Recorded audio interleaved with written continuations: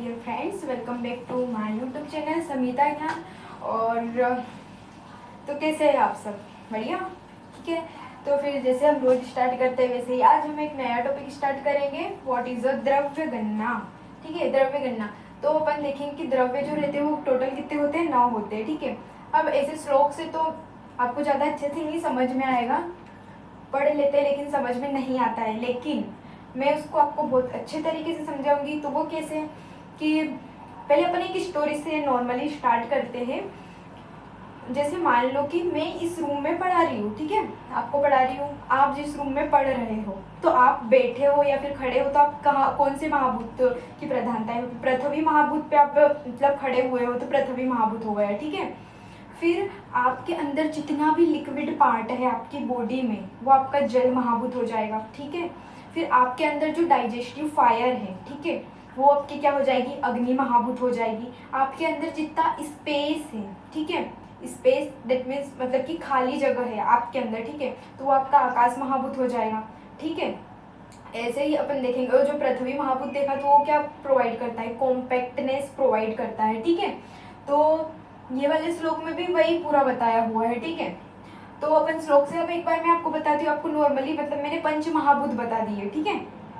अब देखो यहाँ पे जो खादिन्य आत्मा, पहले तो अपन मैं आपको पूरा श्लोक पढ़ के बता देती हूँ। खादिन्य आत्मा मन काल दिशा च द्रव्य संग्रह, ठीक है, मन काल दिशा च द्रव्य संग्रह स इंद्रिय चेतनम और निरिंद्रिय अचेतनम, ठीक है। मतलब वो बोल रहा है कि ख का मतलब यहाँ पे क्या होता है, आकाश महाभूत। ख का मतलब यहाँ पे होता है आकाश महाभूत, ठीक है। और आदि मतलब आकाश के अलावा जो 4 महाभूत है वो क्या हो जाएगा, मतलब कि संस्कृत के श्लोक में यही तो रहता है कि श्लोक इतना सा रहता है लेकिन उसमें बहुत सारी चीजें छुपी हुई रहती है। तो वही ख का मतलब आकाश और आदि, उन्होंने यहाँ पे 4 महाभूत का और नाम नहीं लिखा, ख आदि लिख दिया। आकाश के आदि मतलब और जितने 4 महाभूत है वो भी यहाँ पे आ गए। खादिन्य आत्मा मतलब 5 कौन से हो गए अपने पंच महाभूत, एक हो गई अपनी आत्मा, मन, ठीक है, काल और दिशा, ठीक है। और क्या होगा ये देखो, अब मैं आपको इसको थोड़ी अच्छे से समझाऊं तो आपके 5 पंच महाभूत, 6 आत्मा, 7वां आपका मन, 8 और ये दिशा, ये क्या हो गए आपके टोटल कितने आपके हो गए द्रव्य, 9 द्रव्य हो गए, ठीक है।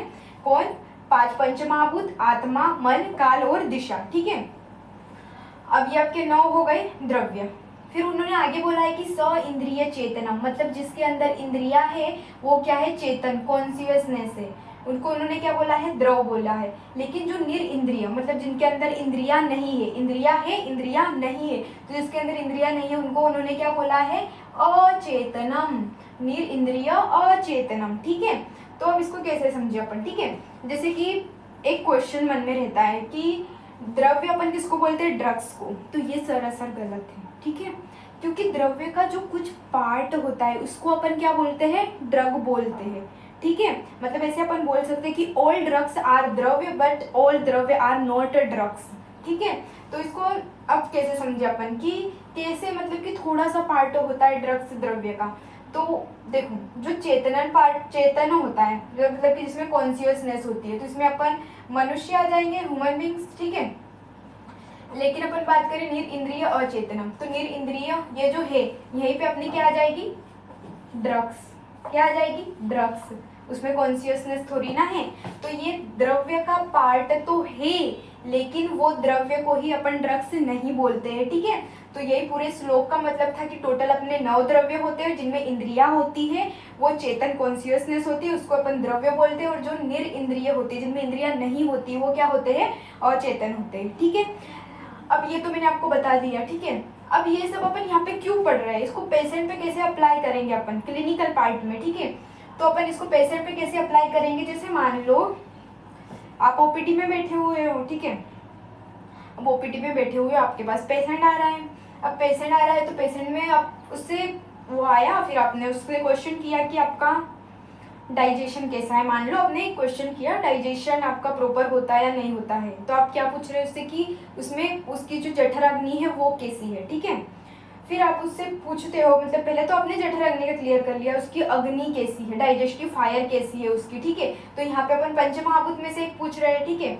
आत्मा, उसमें वो जीवित है, आत्मा है उसमें, तभी तो वो अपने पास चल के आया है, तो आत्मा हो गई।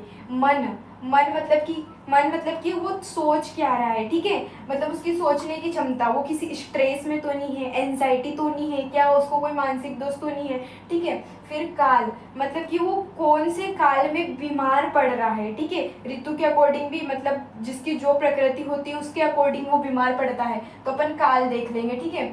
या फिर वो खाना किस टाइम पर खा रहा है, उसके खाने का टाइम वो शाम में क्या, या फिर वो बहुत लेट खाना तो नहीं खा रहा है, जैसे 1 बजे रात को खाना खा रहा है, तो ये सरासर क्या है, गलत है, इतनी रात को खाना नहीं खाया जाता है, तो काल। फिर दिशा जैसे अपन देख सकते हैं कि इसको ऐसे भी समझते हैं कि आप ओपीडी में बैठे हो, पेशेंट आ रहा है, ठीक है, तो वो किस दिशा से आ रहा है, या फिर अपन को पेशेंट में किस दिशा के पास जाना है, या फिर कौन सी औषधि कौन सी जगह पे रखी हुई है, तो उसके लिए दिशा भी बहुत ज़्यादा जरूरी है, ठीक है।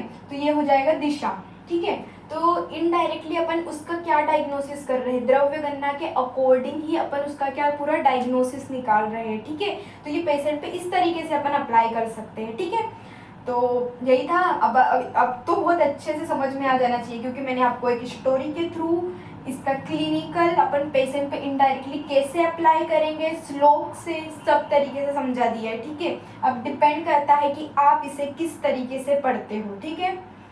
तो आज के लिए इतना ही, मिलते हैं हमारे नेक्स्ट वीडियो में, जब तक के लिए पढ़ते रहे आप। इसका रेफरेंस मैं आपको डिस्क्रिप्शन में जैसे रोज बता देती हूँ वैसे आज भी बता दूंगी, लेकिन आप पढ़ रहे हो या नहीं पढ़ रहे हो वो आपकी चॉइस है, ठीक है।